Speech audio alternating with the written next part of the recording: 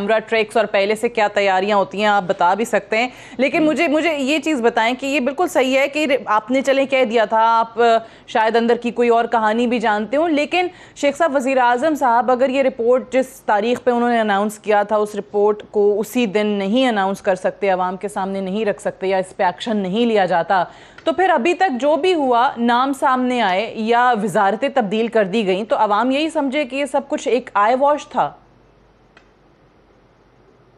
कोई वजारत नहीं तब्दील हुई, अच्छी वजारत हुई है, अच्छी हुई है, बिल्कुल यही बात है। पकड़े जाएंगे, ये रह नहीं सकता अब ये माहौल। देखें, मैं ईद के बाद या ईद के फौरी बाद इनको पकड़ता हुआ देख रहा हूँ और इसमें ये अहम चेहरे पकड़े जाएंगे। कोर्टें इनकी ज़मानत ले लें तो ले लें, लेकिन मैं इनको चीनी आटा केसेस में पकड़े हुए देखता। IPP ने लंबी कार्रवाई डाली है, उन्होंने 3 माह का, अभी तक तो यही नहीं फैसला हुआ कि उस कमीशन का वो हेड कौन करेगा। अभी हेड करते करते 1 महीना लग जाएगा, फिर ईद आ जाएगी और 4-5 महीने में तो यही गोली दे गए हैं IPP वाले।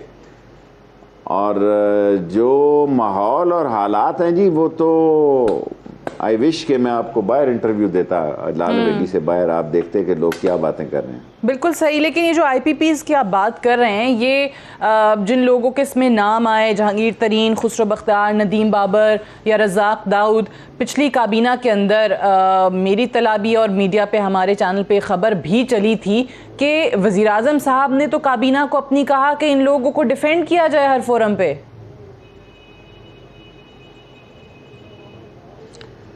देखें, ये उठ के चले गए थे, मैं तो यही देख रहा था, बाकी मैं कुछ कहना नहीं चाहता, मैं झूठ नहीं बोलता ऐसे ही। सो मैं इस खबर पे आपने किसने आपको कही या क्या हुआ कोई तबसरा नहीं करूँगा, लेकिन इमरान खान की सियासत अब यही है कि ये ना छूटें, ये जेलों के पीछे हों। जिसने इस कौम को लूटा है, कोई इमरान खान को शिकस्त नहीं दे सकता इस मुल्क में अगर इन लोगों को जेलों में डाल दे। लोग ये चाहते हैं कि हमारी लूटी हुई दौलत वापस आए। आम आदमी थड़े वाला कहता है मुझे तो तुम रेडी नहीं लगाने देते, और जो तुम्हारे रिश्तेदार लूट के बाहर चले गए हैं और रोज टीवी पे बयान देते हैं, उसका तुमने क्या कर लिया? 5 रुपए वापस लिए हैं आपने। कोरोना भी जो है ना, वो मनी लॉन्डरों को राहत दिलाने के लिए आया है। जेलों में जो गरीब को कोरोना लगा है उसकी कोई आवाज नहीं। मनी लॉन्डर जितने थे A to Z सबकी जमानत हो गई। एक आदमी भी करप्शन के केस का पाकिस्तान की जेलों में नहीं है और एक गरीब आदमी की जमानत नहीं हुई। और अगर जमानत हो जाए, अब दफा 144 की जो जमानतें हुई हैं कराची में, यहाँ वो 5-5 हज़ार रुपए की जमानत है जी, जो 3 मोटरसाइकिल पे पड़ा। वो 5 हज़ार के 2,000 बंदे जिस वक्त कोर्ट के सामने होते हैं, वहां कोरोना नहीं फैलता। रजिस्ट्रार के दफ्तर में जाते हैं, 2,000 बंदे मोटरसाइकिल वाले बंद कर दिए हैं जी, 5-5 हज़ार रुपए की फिर उनकी जमानत हुई है। सो गरीब के लिए ये मुल्क अभी भी नहीं बना हुआ, ताकतवर कमजोर नहीं हो सका। ये बड़े लोगों के लिए मुल्क बना है, हम उनके मज़ारे हैं। मैं जो सड़कों पे देख रहा हूँ वो कोई अच्छे हालात नहीं है।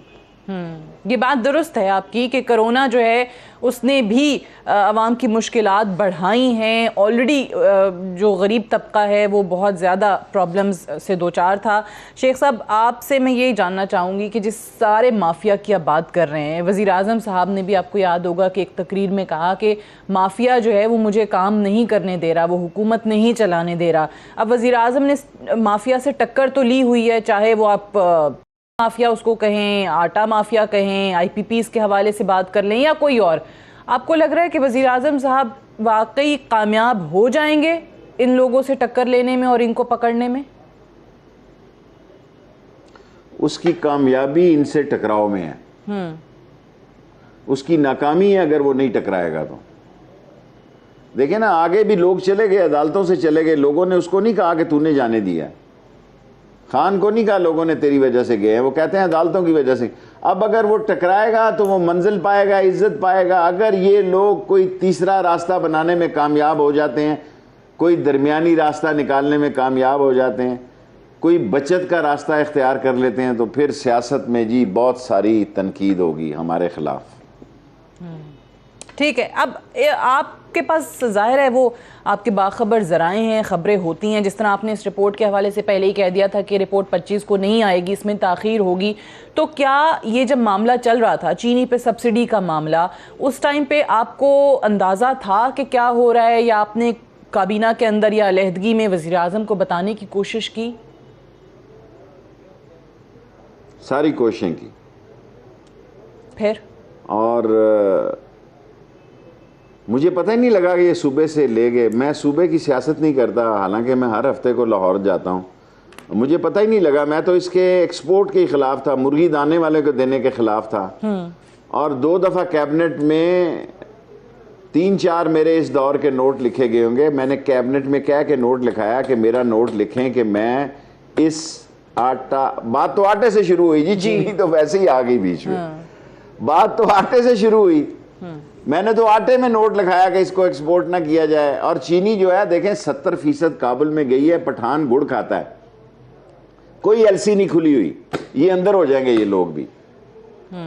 मैं यकीन से कह सकता हूं कि पठान के पास जितना पैसा जो होता है वो टीटी लगाता है, वो उसने एलसी नहीं खोली हुई। इन चीनी वालों ने इधर से कस्टम वालों से मिलकर ट्रक उधर कर दिए हो गए, बिल ऑफ एंट्री में दस्तखत हो गए और उधर से पैसा आ गया इनके अकाउंट में। अल्लाह अल्लाह खैर सल्लाह।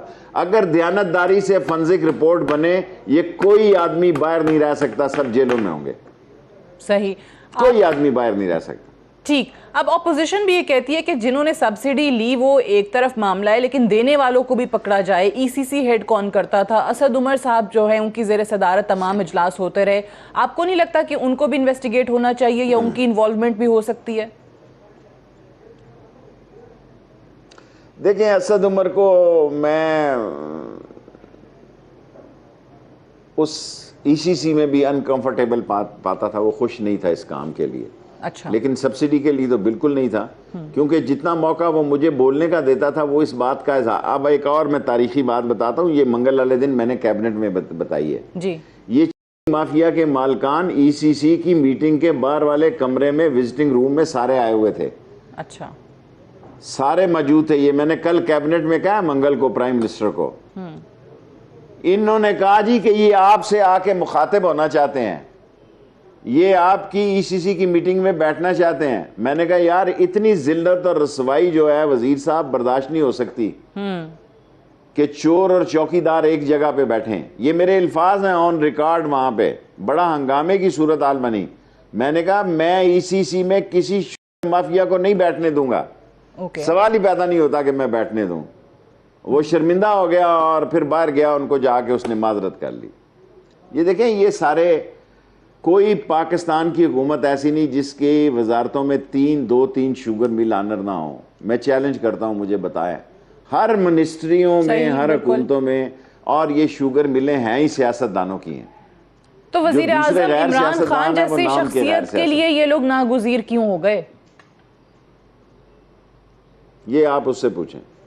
ठीक है, अच्छा, अभी मेरे से सवाल शेख रशीद का पूछें। सही है। ये जो बहरान चल रहा है, इसमें अब DGFIA को वाजिद ज़िया को ख़त भी लिखा है शाहिद खाकान अब्बासी ने कि उनको और खुर्रम दस्तगीर को शामिल किया जाए। उन्होंने ऑफ़र की है इस सारे मामले के अंदर, और वो बताएंगे कि कहाँ पे इस मामले में करप्शन हुई है और किसने की है।